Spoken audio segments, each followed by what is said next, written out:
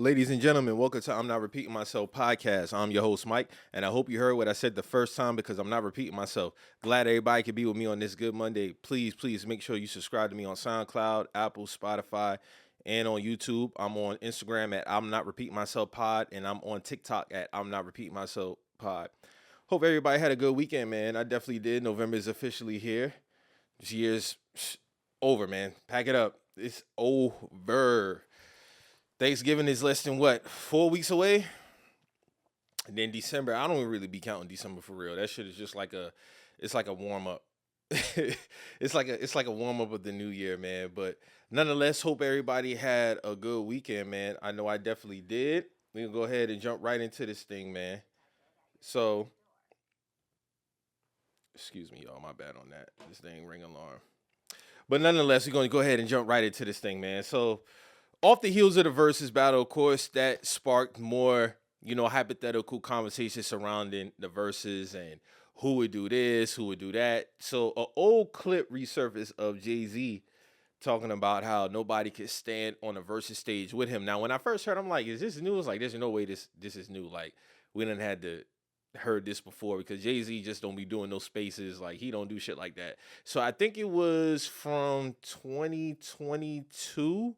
It had to been from 2022. So let me go ahead. Let me go ahead and play this clip, man. Let me go ahead and play this. Actually, this is 2021. This is 2021. Jay Z had these comments around in verses. Hold his flowers on a versus stage. Man, ain't nobody can stand on that stage with me. I need this. I ain't gonna lie, no disrespect. Everyone's amazing and done what they done. No one can stand on that stage with me. I'm just telling you guys the real. It's not a shot. There's not a chance in hell that anyone can stand on that stage with me for I don't know how long it is. 2 hours, 1 hour, 2 hours. Right. Look, you gotta stand in front of the Grammy family freestyle live. You, no one's ever even seen me perform that. Like, you got to stand in front of that. That ain't gonna never happen, man. Let's move on from verses and just hold his flowers. So yeah, that was Jay Z from 2021 talking about. I think he was definitely in the Twitter space. I can't remember what the context of the space was, but I guess it was just like a Q&A for Jay Z. But nonetheless, that sparked a lot of controversial takes and who could do what, this, that, and the third. So I remember when Versus first started. This is definitely around COVID. I put a whole bunch of playlists. I got Jay Z versus a Drake playlist. I got Jay Z versus a Wayne playlist. I got Jay Z versus a Kanye playlist, and just playing around with different things. And he's well within his rights to feel like that. Jay Z is 100% well within his rights to feel like nobody can stand on the stage with him. Now, excuse me. In my personal opinion, I feel like there's only one rapper that can beat Jay Z in the verses, and that's Kanye West. I feel like nobody can beat Kanye West in the verses. In rap and hip hop, nobody is beating Kanye West in the verses. So if I had to say there was a rapper that could beat Jay Z in the verses, it's definitely going to be Kanye. But Jay Z is a tough out for anybody. That's just a fact of the matter. I've seen some other names getting thrown out. The only other names I really would entertain for real, as far as stepping up the hove on the stage, is already said Kanye, Wayne, and Drake. That's really about it. I seen other people say Ti. I even seen one nigga say Future. I don't even like that matchup. That matchup is horrible. But as far as the main guys that could probably stand on the stage with Jay, those would be the three: Kanye, Wayne, and Drake. Everybody else is pretty much no. I just don't see it. It's gonna be tough standing in front of Streets is watching.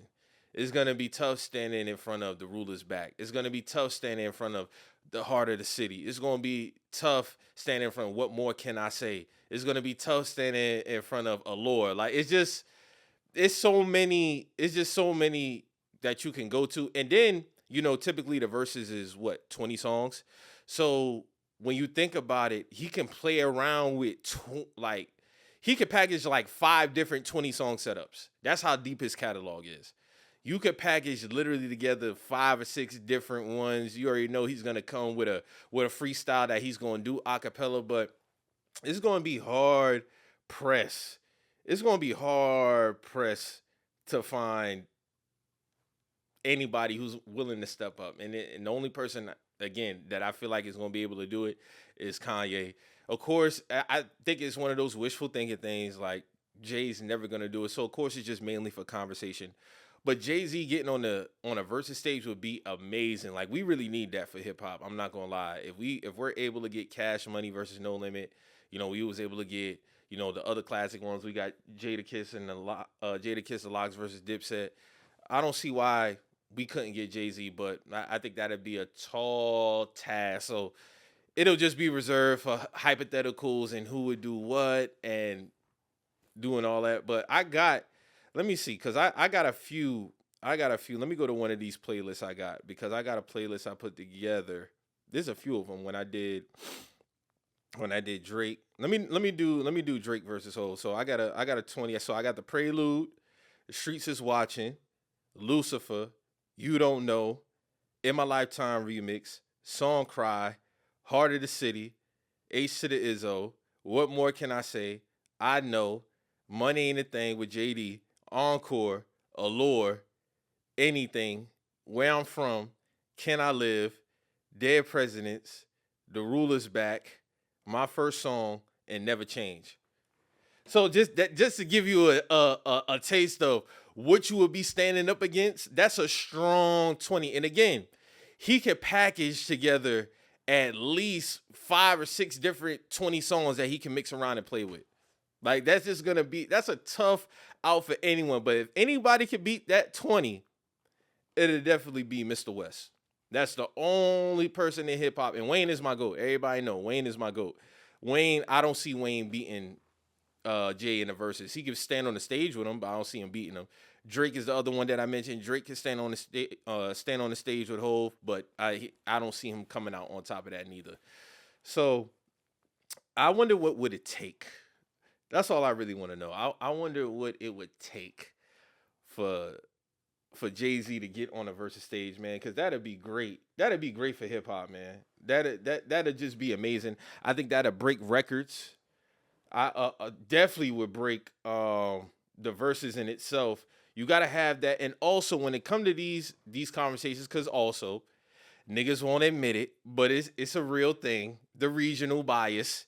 You can't have, if you're gonna have Jay-Z on that stage and it's from somebody from another region, you can't have that shit in either region. You're gonna have to have it at a neutral site. Cause every time these conversations come up, it's this typical thing of trying to play Jay-Z too. Niggas love doing this thing. Oh, we wasn't listening to Jay-Z here. We was listening to like, bro, Jay-Z was definitely listened to by a lot of people across the nation, especially at the Volume 2. Especially at the Volume 2. When Hard Knock Life dropped, he was out of here. We talking about an album that went 5 times platinum. It was up. He superstar status. It was undeniable. So in the late 90s, going in the early 2000s, I don't care what state in this country you was in, Jay-Z was popular. I don't give a damn what nobody say, and niggas got to stop doing that, because that's a continuous talking point every time this conversation comes up. Oh, we wasn't listening. Oh, we was listening. Bro, it's okay. It's your favorite rapper is Jay-Z, bro. You get some type of, you talk to, especially in the South, because that always where it stems from, the South. You listen to a lot of Southern rappers, they either got Jay-Z influence or they say Jay-Z was influential in their rap career. So I don't know why. I don't know why that really became such a big thing, man. I just don't get it. I really don't understand that. So that's another, because I always see regional bias does exist. Every region has a bias for their rappers. But if Jay-Z was to hold the versus somebody from another region, you gotta have that shit at a neutral site. So if he go up against, let's say he go up against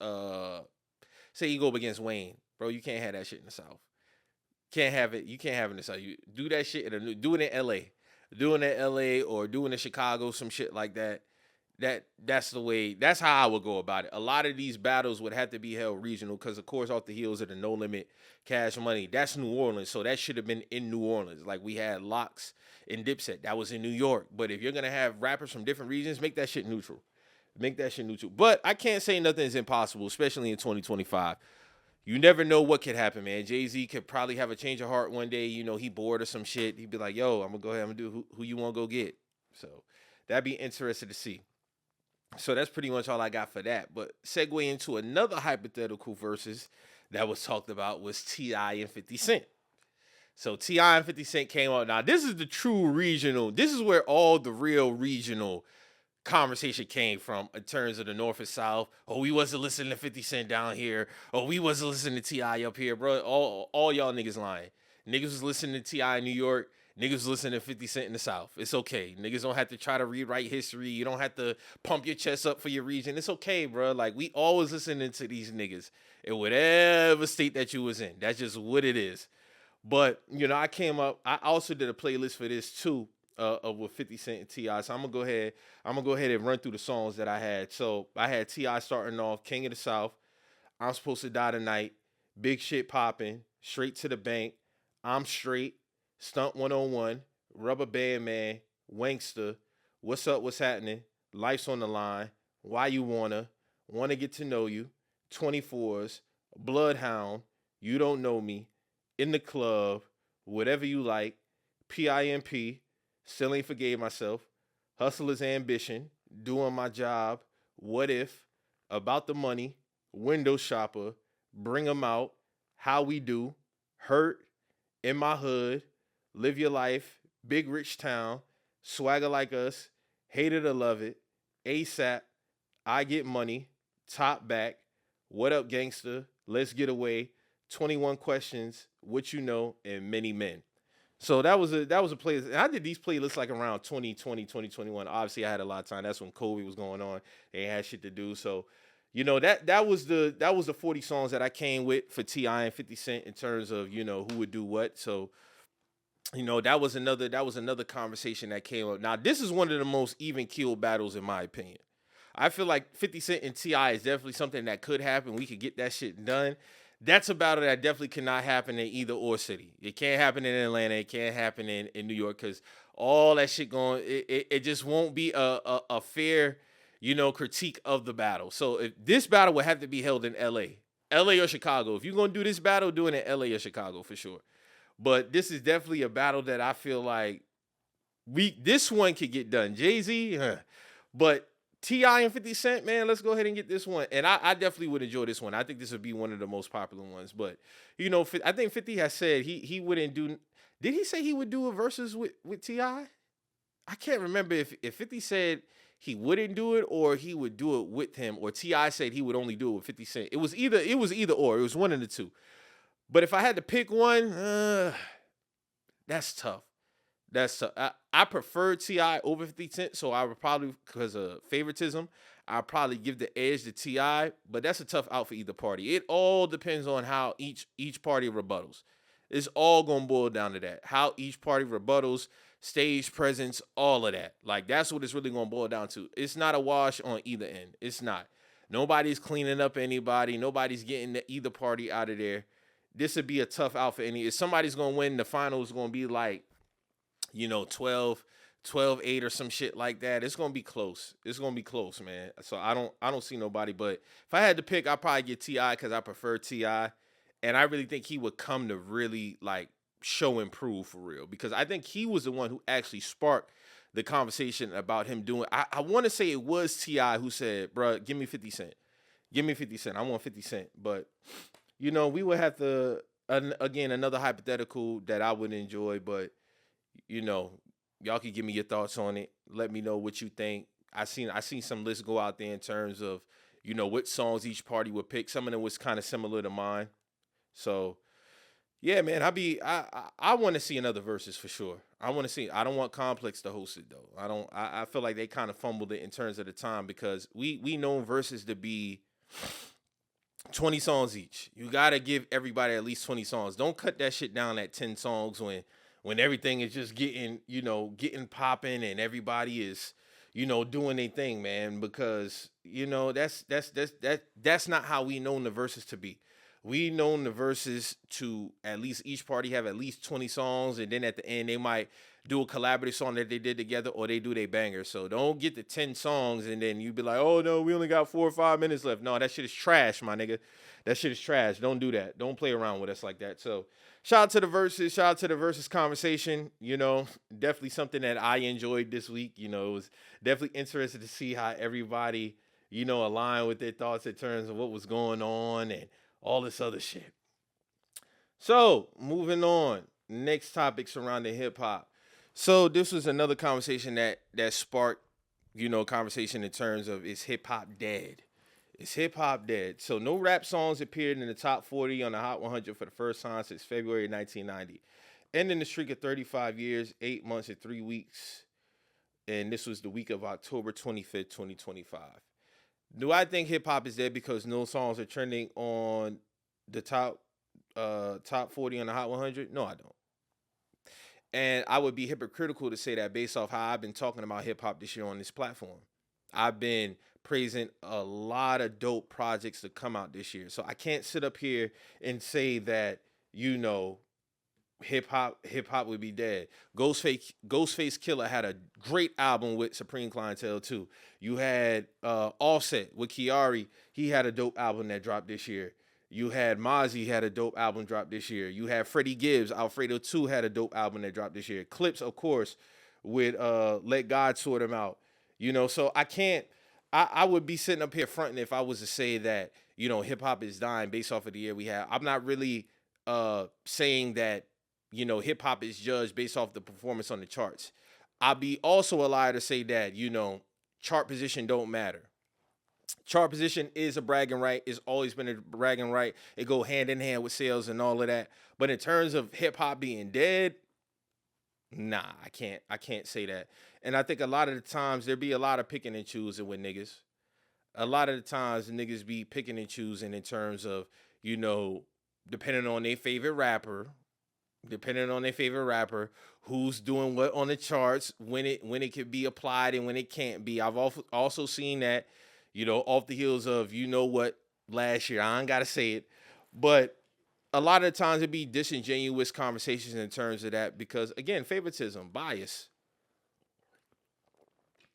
If you're the person who really don't hang your hat on the charts, then don't make it a thing when your favorite is on the charts, and vice versa. You get what I'm saying? It's not really a talking point for you. Just remain consistent, all in all, though. But I can't say that hip hop is dying. And I said this has been a great year for the veteran rappers.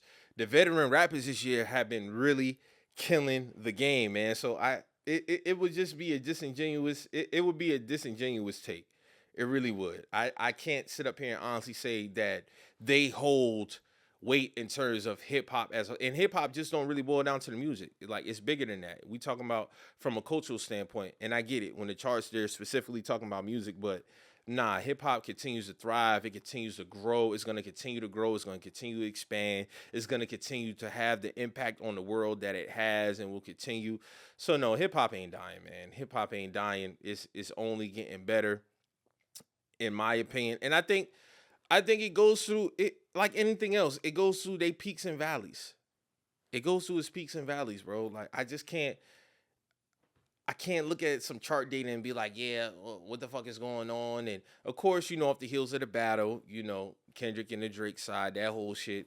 You know, people saying that, you know, Kendrick saved hip hop when he beat Drake in the verses, and you know, Drake fans are saying, "Oh no, y'all said, you know, Kendrick saved hip hop, and now it's a whole bunch of just a whole bunch of disingenuous shit from both sides in terms of that whole deal, because that's how all of this really came up. But you can't say hip hop is dying and also champion other acts that have been killing. Like, me personally, I don't listen to NBA YoungBoy, but NBA YoungBoy has been having an elite 2025. He's been killing tours, record breaking numbers at his shows, doing this thing on his albums. So how can you subscribe to hip hop being dead and also champion somebody like that y'all putting in the superstar status? That's a fair question. You can't sit up here and say that hip hop is dead and you champion a superstar like that. That means that the heart is pumping in hip hop. So is it that y'all really believe that he's a superstar? or you really feel like as if he's not really moving the needle like that. You got to pick one. You got to pick one. You can't have somebody like that thriving in hip hop and then say, "Oh, hip hop is dead." I like the West Coast and Joey Badass battle that happened at the beginning of the year. A lot of people say nobody give a fuck. I enjoyed it. I enjoyed it. I advocated for it. I've given Joey Badass his roses. Also in terms of how good his year has went. Also, so I can't subscribe to it, man. And I think we also have to get to a point where, what do you really care about? What do you really care about? I'm not saying nothing is nothing wrong with caring about chart position. Chart position has always been a talking point, again, and going hand in hand with sales and rap as well. But when these conversations come up, what side of the fence are you standing on? That's what it really boils down to. It don't got to be the end all be all. Of course not. I would never say no dumb shit like that. I would never say that that's the end all be all, and we gotta we gotta zero in terms of what's going on and who's doing this and who's doing that. Nah. We don't gotta do that. We don't gotta do that. Chart position is chart position. Billboard. I really don't give a fuck. The sales is the sales. If a great album is great and the numbers reflect, cool. If an album is great and the numbers don't reflect, cool. Like it's not really moving the needle for me as far as the conversation. I can't, because they don't dictate what's hot to me. I dictate what's hot. Now, if you want to give me my unbiased perspective, like I said with NBA YoungBoy, I'm not a YoungBoy fan, but I can acknowledge when a nigga is doing his thing, he's doing his thing. I just don't prefer his music. And there's other artists that fall under that tree too that I don't prefer their music, but they was doing great this year. So I think with that whole shit, it's just like with anything else, man. We'll get songs back on there. We'll have some more rappers to come up, do their thing, have a single, a banger, whatever the case may be, come out. But hip hop ain't going nowhere, man. Hip hop is not going nowhere. Of course, you have your favorite eras. Everybody has their favorite era. My favorite era is the 2000s. I always say 2000 to 2009. That's the best era of hip hop. Nobody can tell me no different. Of course, a lot of people would say the 90s, but I'm going 2000, 2009. I don't think people really understand what the fuck we had going on in that decade for real. We had Jay-Z when he was really solidifying himself with the Blueprint. You had Kanye on the rise. You had Wayne rising from a kid in Cash Money coming into his stardom. You had 50 Cent kicking out the door. You had Eminem. You had Nelly. You had T.I. You had Jeezy. When T.I. and Jeezy, like the rise of the South was just crazy, because by the time 05 came, the South was just wrecking shit. That whole 2000s was just a melted pot of all the regions doing their fucking thing. Dipset was on the rise in the 2000s. Like, I could go on and on and on. So hands down, 2000 to 2009 was the best era for hip hop. That was the best decade, hands down. Nobody can tell me no different, bro. It was just a collective of everything fucking just at its peak. Everything at its peak. The game revived the West Coast. Like, bruh, it was amazing what that decade did for hip hop, man. But, as far as 2025 going on, we gonna be all right, man. We gonna be all right. Hip hop ain't going nowhere. It's gonna stay here. It's gonna continue to be impactful. You're just not gonna be able to escape it. So, just to address that point, the charts ain't really dictating nothing over here as far as me in this conversation. So, moving on. I found this interesting. So Camron is suing J. Cole, bruh, after a promised collaboration didn't happen. So Camron says that he wrote and recorded a verse for Ready 24, but claims the North Carolina rapper reneged on collaborating further. This is crazy. Camron showed up for J. Cole's Ready for 24 track from the North Carolina rapper and produced Might Delete Later project, and now is taking legal action against his past collaborator. Camron claims J. Cole reneged on plans to collaborate on other tracks or have Dreamville Honcho on the Harlem Rappers' popular podcast program. TMZ reports a court paper says the artist-born Cameron Giles filed a lawsuit alleging that Cole, real name Jermaine Cole, neglected to make good on plans to work on further music with Killer Cam or appear on It Is What It Is podcast with Mace and Stat Baby. Killer says he recorded verse 2022, and between July 2023 and April 2024, he kept in contact with Cole, who kept rebuffing the invitation for further work for reasons not shared in the report. Camron is seeking a co-author credit for Ready 24 and to be compensated for his time, which totals over $500,000 as the report. Hey man, ain't nothing wrong with that. If y'all had an understanding and an agreement in terms of what was supposed to be, offered on each side, then yeah, I would sue your ass too. Like, and then again, yeah, that song was, if I record that in 2022 and we had an agreement for you to collaborate on my end in terms of what I got going on my platform, bro, uphold your end. Uphold your end. So I'm not mad at Camron for doing this at all. I'm not mad at this at all. J. Cole, man, you gotta, hey man, hold up your end, man. There's an easy alley oop I could take with this whole J. Cole shit too, but I'm gonna leave it alone. I'm gonna leave it alone. This is an easy layup. But this is an easy layup I could take right here. But I'm not mad at Cameron. I'm not mad at Cameron, bro. Like if artists gotta know how, and people in general, bro. If y'all come to an agreement on something, hold up your end. If you're not gonna be able to do it, have that conversation with somebody. So obviously they lost contact. So for you to not uphold your end, it's all about doing right by people. If y'all have an agreement to do something, uphold your shit. If something happens, let somebody know. So you don't have to go through these legal situations and being sued for over $500,000. You could have saved the time and the money. Because a lot of the times what happens in these situations is, excuse me, somebody gets left on stuff. You don't hear from nobody. It's like, damn, bro, you could have said something that, I think that's really what be driving people too, is when you don't be saying shit. So if you saying shit, it's not like people take it as if, oh, you playing with me. You think this shit is a game. All right, I got something for your ass. And now I'm going to go take this shit to fucking court. That's what we going to do. We going to take this shit to court. So hopefully this works out. It doesn't get ugly. It doesn't get nasty. They handle it.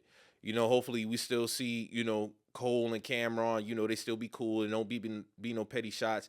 I don't really see J. Cole doing no petty shots on social media anyway. That's not really his style. Camron, we all know Camron to be petty. We all know Camron to be petty. So hopefully this can be handled professionally in the courts and they get that sorted out. But I was shocked about that. I didn't know that Cole was supposed to appear on It Is What It Is. Of course we seen Camron invite a lot of rappers, entertainers on It Is What It Is. Dope podcast, by the way. I definitely be tuning in. Shout out to him and Mace for coming together and delivering us some dope sports content, excuse me. But yeah, hopefully this gets worked out, and then maybe J. Cole does show up on It Is What It Is, because it doesn't mean we gotta have beef, but if I'm not compensated for what I was supposed to do, then hey, bro, I need that. It's simple as that. It don't gotta be personal.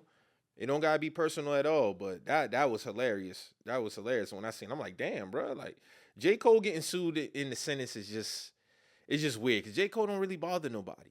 You don't see J. Cole in no headlines fucking with nobody, having the old bread. His artists on Dreamville definitely don't never have nothing bad to say about him. So I definitely found that interesting, man. So we gonna definitely see how that pans out.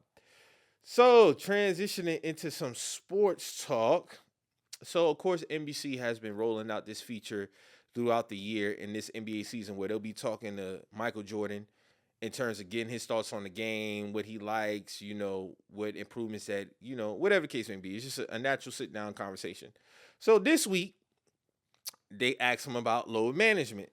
So I want to go ahead and I want to play this clip in terms of how Mike feels about load management, because we all know that has been a conversation in NBA talks over the last 3-4 years. Management has become such a hot button in the NBA. How I know you were going to talk about that one? Because you played 80 games a lot. You played 82. What do you think of when you hear the term load management thrown around? It shouldn't be needed, first and foremost. I never wanted to miss a game because it was an opportunity to prove. It was something that I felt like, the fans are there to watch me play. I want to impress that guy way up on top who probably worked his ass off to get a ticket or to get money to buy the ticket. You really cared about the guy who sat in the top deck at the Palace in Auburn Hills to watch you when you came to Detroit? Yeah, because I know he's probably yelling at me. I want to shut him up. He's calling me all kinds of names. I definitely want to shut him up. Right. You have a duty that if they're wanting to see you, and as an entertainer, I want to show, right? So if The guys are coming to watch me play. I don't want to miss that opportunity. Now, physically, if I can't do it, then I can't do it. But physically, if I can do it, and I just don't feel like doing it, that's a whole different lens. So give me the term. So this has definitely been a controversial conversation over the last 3-5 years in terms of load management. Now, contrary to popular belief, a lot of people would say that LeBron started load management. Nah, it was really Greg Popovich and the Spurs. I remember as a kid watching the Spurs towards the end of the season. Greg would literally sit, Tony Parker, Ginobili, Duncan towards the end of the season around that late March, early April time in certain games. So he kind of was like the first rollout in terms of load management. Throughout time, it has gotten worse. I won't sit up here in front. It has gotten worse. Now, me personally, I don't really have a problem with load management. This is what I have a problem with. I have a problem with abusing. And this is where I'll give Adam Silver some credit in terms of implementing the 65-game rule in terms of awards and shit. Bruh, if you're not able to play, understandable. But throughout time, players have become a little bit more abusive in terms of the load management, especially on back-to-backs, on national televised nights. So let's say, hypothetically speaking, you got a game that's not national televised on your first game. On the second game, you got a national televised game on the back-to-back. These niggas are sitting down. You shouldn't be doing that, especially if you're a superstar on the road. A lot of the times you're a superstar going on the road for a national televised game, a lot of them kids and fans coming to see you, that's a once-in-a-lifetime opportunity to see you play. What you doing? You sitting down. I hate shit like that. I hate that shit. So in terms of load management, yes, it does need to be tighter restrictions. They need to revive the contracts in terms of load management because it has gotten out of hand. And a lot of the times, these players are going out there saying, yeah, I just don't feel like it. Bruh, if you want to sit, cool, but be strategic with it at least. Don't sit out on a national televised game, bro. Don't sit out on a fucking national televised game, bro. It's just lame. That shit lame. I'm sorry. That shit is lame. Niggas will say, oh, the pace and all that. I don't want to hear that shit respectfully. I don't want to hear that. I don't want to hear that shit, bro. All you have to do is just go out there and perform. Now, granted, yes, if you are injured, if you are hurt for real, of course, don't go out there and ruin yourself, bro. I would never say that. But a lot of times, these niggas just be picking and choosing when to fucking play in terms of the load management. And that shit is ass. That shit is ass. So I agree in terms with Jordan. Yes, you do have a duty. You have a duty not only to your team, but to the fans who coming out there to see you. Again, a lot of the times when these kids coming out there and they coming to see you play, this is their first and probably only time to be able to see you play, bro. That's it. So just please get out there, understand that, bro, it's nothing to just go out there and play the game, bro. Because it is a duty. So, and a lot of the times, also, these contracts are getting higher too. And I'll never say a player is not supposed to get their bread. I love the NBA money's getting higher on a year-to-year basis for these players. But goddamn, bro, y'all can hold up y'all end of the bargain too. This also goes with in terms of All-Star Weekend. Because y'all heard me rant on my previous podcast about All-Star Weekend. These players have given the fans they ass to kiss, bro. They have. I can't sit up here and lie. Over the last couple years, the players have carried this kind of mental of, you know what, man, fuck the fans. They don't verbally come out here and say it, but they say it in their play. They say it in their performance. And All-Star Weekend is one of those weekends when they do that. So these players, they'll go out there, they get all dressed up, show up for all events, but you don't want to fucking play. You go out there, you compete in these competitions, you don't give 100% effort. You going out there, niggas is right-handed, shooting left-handed. Like, come on, bro. Like, it's really a spit in the face to the fans, bro. It's really a spit in the face to the fans. And this is why I also say NBA players, I won't say NFL players, because Pro Bowl weekend, oh my God, that shit needs to get revived too. But NBA players really carry this mental that, hey man, it's whatever. We don't give a damn about the fans. All them commercials they do and all that other shit, sometimes I see through that shit. I see through it. Oh, that shit's fake as fuck. Y'all don't really be caring about the fans for real, bro. Y'all don't. And this is where it also gets into the point of, like, when I hear players say, oh, for the fans and all that, fans have a right to critique too. And I always say that. Fans have a right to critique. So I'm one of the greatest ever fans when I'm praising you. But the moment I get to critiquing you, all of a sudden, I ain't shit. You can't have it both ways. Because a lot of players just want their praise. They want fans to just kiss their ass. I'll never be that one. I'm a fan. I'm a fan first. Don't get it twisted. I am a fan first. But I got some critique up in my shit too if you're not holding up your end, bro. Real shit. So all this load management talk and doing what you're supposed to do for the fans, it definitely needs to have a shed a light on it. It definitely needs to shed a light on it because a lot of the times, man, these niggas be getting over, bro. And not for nothing, niggas, I don't really feel like niggas are asking for much, bro. Granted, I don't like a lot of the shit that Adam Silver does, but I think him implementing that 65 game rule was a stepping stone in a sense in terms of, if you want these awards and you want these accolades and you want these incentives, bro, you need to be out here. And 65 games ain't a tall fucking task. I'm hearing players talking about shortening the season for what?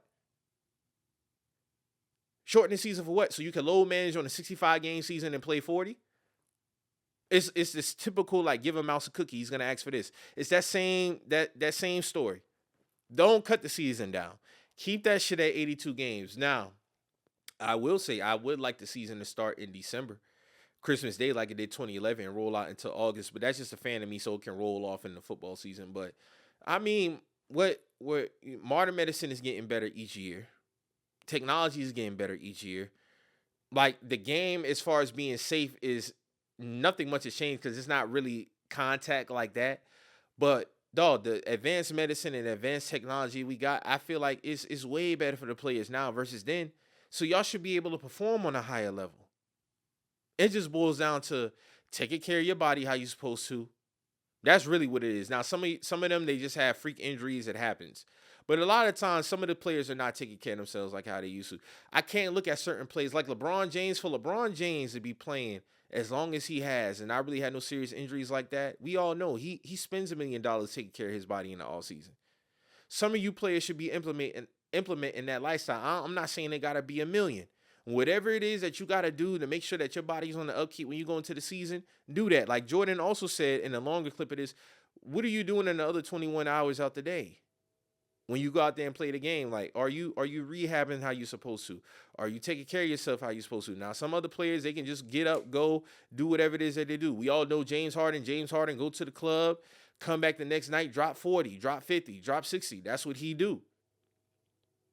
I can't never say there was a time where James Harden didn't want to play a fucking basketball game. Never been a time. So you can't sit up here and tell me with the access that you have to the training staffs, all this shit, that it's a tall task to go out there and play 80 games. I just can't. I can't subscribe to that, bro. I can't, especially in terms of a lot of y'all getting at least 30, 20, 40, 50 a season. Come on, bro. So I definitely thought that was an interesting conversation, man. And I'm interested to see what else Adam Silver implements as far as getting stricter as far as players playing in these games, man. Definitely. And also, shout out to my Chicago's Wolves for starting the season all 5-0 for the first time since 96, 97. I'm loving what I'm seeing so far. From Josh Giddey. Shout out to Josh Giddey, man. Josh Giddey definitely was a win in that trade that we had to Caruso. Shout out to Caruso. He was one of my favorite players on the Bulls, but we definitely won on that, man. His performance has been great. Coming off his career, he just had a career high 33. He had 33 points, 12 rebounds, I think 6 assists in a win versus the Knicks. He's shooting right now, I think 42% from 3. So shout out to Giddey. And just us as a team, we're balanced. Still not sold on Patrick Williams, but there's a lot of ball movement in our offense, and I've always loved Billy Donovan as our coach. I always said Billy Donovan was not the problem. We don't got a lot of ISO ball going on, shit like that. We got a couple of guys who could go get buckets. Shout out to Vooch. Shout out to, again, Giddey. Shout out to Modest. Shout out to Isaac Okoro. Shout out to Trey Jones. Kobe White's not even back yet. So when Kobe White get back in this motherfucker, oh, yeah, it's going up. It's going up. So, again, shout out to my Bulls, man. Hopefully we keep this shit rolling. It feels good to see my Bulls playing great, man. Love it. So moving on. So Travis Hunter, man. Travis Hunter had sustained an injury, and I wanna have a conversation about that injury because it's a deeper layer here to this shit that I want to discuss. But he He just got put on IR for an injury. So Travis Hunter injury. Jaguars rookie hurts his knee in practice. Will miss at least 4 games. The Jaguars had placed wide receiver and cornerback Travis on injury reserve Friday after he suffered a non-contact injury in practice on Thursday. Testing on Hunter's knee revealed that his ACL is intact. Hunter will be further evaluated to determine the full extent of the injury. How long he will be sidelined, no definite timetable is expected before the next week. He was the second overall pick in the 2025 draft. So let me say this. So I know Travis Hunter came into the league as a dual threat, right? And the Jaguars gave up a lot for him to play both sides. But I think we honestly have to sit back and have an honest conversation about Travis Hunter needs to pick a side of the ball to play. The reason being is, for one, longevity. That's number one. Number two, for his sake, in terms of his money. Because I truly believe if he continues to be a dual threat, he will not get fair compensation on the market when his time comes. They won't. No team is going to invest generational money into Travis Hunter if he continues to play both sides of the ball. They just won't do it. He'll be high risk. You get what I'm saying? And hopefully this injury is not a trend of continuous injuries for him. But I truly believe that he needs to pick one side of the ball to play. Now, in my opinion, from a play standpoint, I think he needs to play corner because it's the toughest position. It's the most needy. And the Jaguars, I think, will get full value out of him if he plays corner. Now, from a compensation standpoint, wide receiver, because wide receivers obviously get paid higher than cornerbacks on the market right now. I think the highest paid corner is getting 25 or 24 a season. The highest paid wide receiver is getting 40 a season. That's simple math right there. So I think for Travis Hunter's standpoint, if I'm him, I'm really seriously considering playing wide receiver full time. If I'm the Jaguars, I'm looking at it like from a team standpoint, hey, we can get other wide receivers. We need you at corner. So I think he really needs to sit back, have the conversation. I understand the compensation that the Jaguars gave up for him. But long term, if you want to have him healthy and playing to his full strength, pick one side of the ball for him to play. Because we all know the league is not going to give him fair market value when his time comes. They're not. They're not going to do it. I just don't see it. I don't see it because they're looking at the plays that he's going to be playing, the amount of times, how his body's going to get beat up. He's going to get low ball on the market if he's out there as a dual threat. He will be. He will be. I remember there was a time with Le'Veon Bell when he was kind of going through his year. He even missed a full year because he wanted to get paid like a running back and a wide receiver. And they was like, nah, we not doing that, bro. Nonetheless, Le'Veon Bell didn't really pan out with the Jets. They paid him a bunch of money, and he was out of the league before he was 30 years old. So Travis Hunter, I truly believe, needs to pick one side of the ball and stick to it, bro, because you will not get fair market value. You just won't. I just don't see it. I do not see it at all happening for him, bro. And, not saying that it's right, but that's just the game. That's just the game. That's where we're at. That's where we're at with it, man. And honestly, I want to see him have a long career. He's a great talent. He's one of the greatest college football players we've seen. I don't want to see his career cut short or him not be fairly compensated because, he has this want to play both sides of the ball, man. So hopefully, with Travis Hunter, man, there'll be a time we'll be able to see him and be like, you know what? Just go ahead and pick one side of the ball, man. Because I remember when Devin Hester got drafted, a lot of people don't know Devin Hester was drafted as a corner. He was getting cooked as a corner. So they put him full time as a wide receiver, and look how his career panned out. You get what I'm saying? So I think it's going to get to a point where Travis Hunter is going to have to pick a side, bro. He's going to have to pick a side. And if I'm the Jaguars, even the Jags, like, if you want full value out of somebody, I wouldn't have him out there on both sides of the ball. Put him out there where you need him the most. All right? So moving, I want to have some MVP talk. We're midway through the season. We about 8-9 games into the season. I think this is week. Is this week 9? I think this is week 9, man. Let me see. Where are we at? Yep, we are officially in week 9 of the NFL season. Shit ain't waiting on nobody, man. So midway through the season, and we was having MVP talks, and who's leading the MVP conversation, and Drake Maye's name came up. So a lot of people, some people know if you listened to me before, I've definitely been a big fan of Drake Maye coming out of North Carolina. I said that out of that QB draft class with him, Caleb Williams, and Jaden Daniels, that he would be the best, and he's been on an absolute tear this season. Shout out to Drake Maye. He's been in MVP conversations, and I would have him as the MVP so far throughout the season. I definitely would.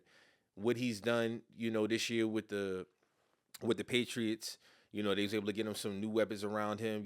Butte has stepped up. Keyshawn Butte has stepped up. Stephon Diggs is doing this thing. So Drake May has able to, had the weapons to go out there and display his full potential.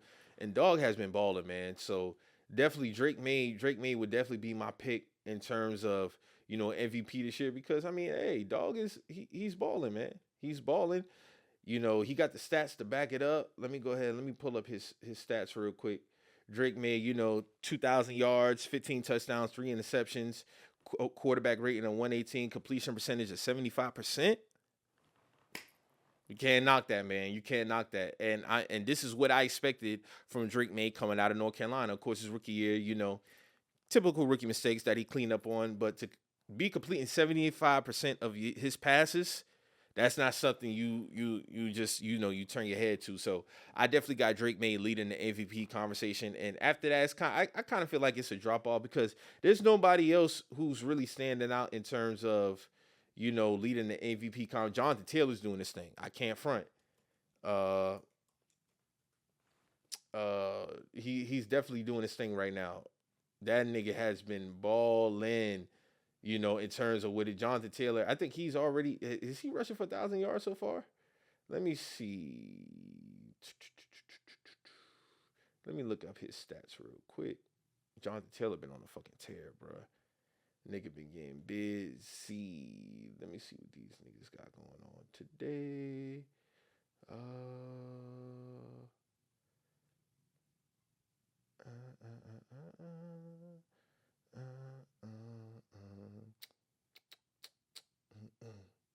So Jonathan Taylor this year has been, he's already at 850 yards. He has 12 touchdowns already. This nigga done been having some big games so far this year, bro. This nigga been killing shit. Let me see. Look at his full game so far. Had 165 versus Denver, 102 versus Tennessee, 123 versus Arizona, fresh off a 153 game versus the Titans. He done scored a touchdown damn near every game this year, rather be receiving or rushing. Hey, shout out to Jonathan Taylor, but I got Drake May leading my MVP conversation, man. I got Drake just been, and it's well deserved, man. It's well deserved, and I like to see the young quarterbacks. And I said this before, we're in a great place in terms of the quarterbacks. The quarterbacks have been in a great position this year. Excuse me. We got, of course, Patrick Mahomes doing this thing, Josh Allen doing this thing, Drake May doing this thing, Jaden Daniels, he's kind of been hurt, but he's still kind of, been doing this thing. You got Aaron Rodgers. Aaron Rodgers ain't missing a beat in Pittsburgh. He doing this thing. So it's been Matthew Stafford doing this thing out in LA. They a little sneaky team too. I'm not gonna lie. They Justin Herbert, of course, doing this thing. Dak Prescott, if the Cowboys had a better record, would also be in the conversation for me as far as MVP. But Dallas just got to get their shit together. But he's been doing this thing. Daniel Jones, I'm not sold on him, but because I seen this from him in New York as well. But he just kind of just don't really do it for me for real. It's just. I'm not really hearing it. Dak Prescott has been, completing 70% of his passes, 2,069 yards, 16 touchdowns, 5 interceptions. Shout out to them in terms of that, man. So it's good to see we getting into the thick of things in the NFL season, man. Hopefully Joe Burrow can get back, man, because when Joe Burrow is back, he's doing this thing. Lamar Jackson came back, threw 4 touchdowns versus the Dolphins. This nigga looking like he about to lead the Ravens to, the playoffs, man, because I'm looking at their schedule, right? And let me see. The Baltimore Ravens look like, what's their record right now? They're 3-5, just fresh off a win versus Miami. So their upcoming opponents, they have the Minnesota Vikings, the Cleveland Browns, the New York Jets, Cincinnati Bengals, Pittsburgh, Cincinnati again, New England, Green Bay, and Pittsburgh. So if I'm looking at 3-5, I could see them being at least. I got them beating Minnesota. I got them beating Cleveland. That'll put them at 5-5. Got them beating the Jets. That's 6-5. Cincinnati, 7-5. Pittsburgh, 8-5. Cincinnati again, 9-5. New England at home. That'll be a tough one, but I think they get that. So I think they'll be 10-5 going into the Green Bay game. So shout out to Lamar Jackson for getting back healthy as well. Of course, NFL's in a great place when all the elite quarterbacks are playing. So I'm interested to see what type of run the Ravens go on, man. They're getting healthy. They're getting guys back. They just traded, I think, Jair Alexander. They just traded him to the Eagles. But he wasn't cutting it anyway. That dude is two-pack of ass. So it's good to see Lamar's back, man. So, yeah, man, we get into the thing of things. College football. College football, they had some big matchups this weekend as well.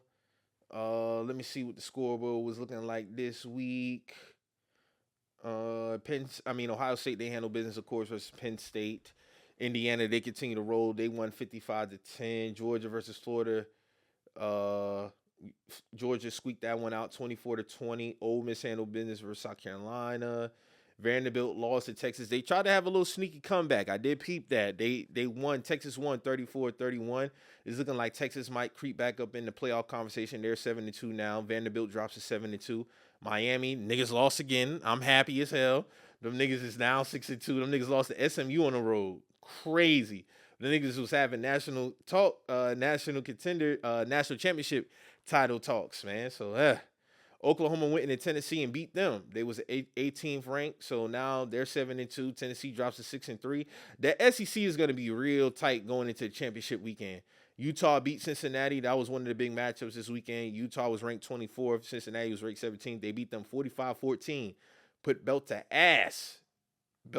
So as we start getting into the late, we get into the thick of college football. This is where playoff seeding is going to be, happening and all that type of shit. So, hey, man, it's gonna get hectic, man. I think we get the first college football playoff rankings this week. I think it's the first week in November, so we'll get to see how that pans out. So, yeah, man, that's pretty much all I got for this week, man. Again, thank y'all for tapping in with me, continuously checking in with me, man. Again, I still can't believe, man, it's been 26 straight weeks, man. Like, this shit is rolling, man, and it ain't gonna stop. Best believe this shit ain't gonna stop, man. That's all I got. So continue to please get your ass in the gym. Please get your ass in the gym. Please make sure you strive for your goals. Write them down and go execute and stay consistent. And ultimately, please be safe. So like I say every week, man, this is I'm Not Repeating Myself podcast. I'm your host, Mike, and I hope you heard what I said the first time because I'm not repeating myself. I'm out.